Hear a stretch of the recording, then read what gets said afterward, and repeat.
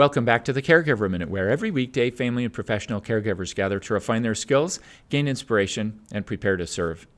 Yesterday, we started talking about emotional intelligence, and we defined it as the ability to recognize, connect with, learn from, and manage our own emotional state, and then to recognize, connect with, learn from, and influence the emotional state of others. Today, we're taking a deeper dive into this topic.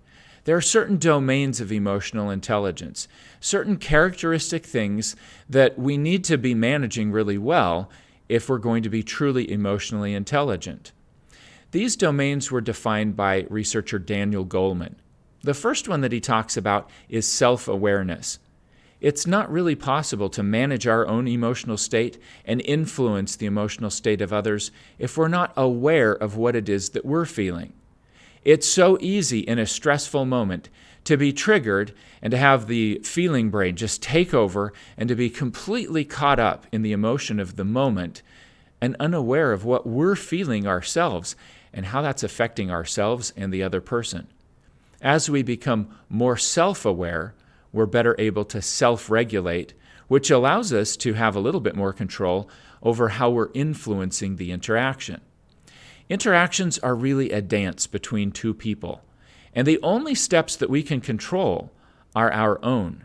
And if we're not getting the result that we want from the interaction, we need to change the dance steps, and that can only happen to the degree that we are self-aware.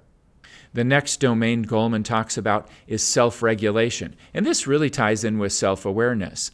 Once we become aware of something, can we regulate? For example, we've talked here on the Caregiver Minute before about doing box breathing, where you breathe in for a few counts, hold it for the same number of counts, exhale for the same number of counts, and then hold it again. It's the technique that Navy SEALs use when they have to calm their heart rate down and be really still so that they can fire off a shot or perform some other challenging thing that they're facing. Once we get better at recognizing and being self-aware, then we can really start to regulate our own emotional experience, which puts us in a greater position to influence others. The next domain Goldman talks about is motivation.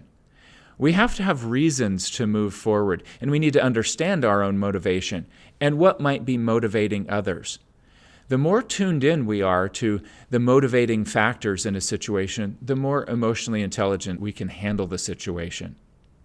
The next domain is empathy, which is the ability to feel somewhat of what the other person is feeling.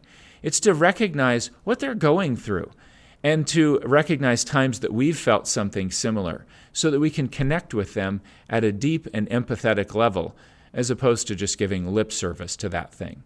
Finally, emotional intelligence requires that we have a high degree of social skill.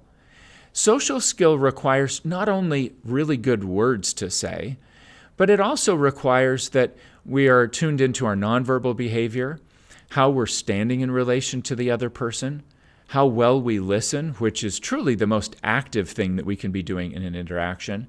There's a whole lot of things to manage, and it takes practice.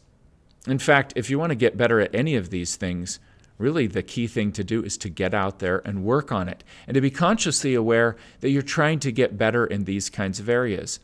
Pay attention to when things go really well.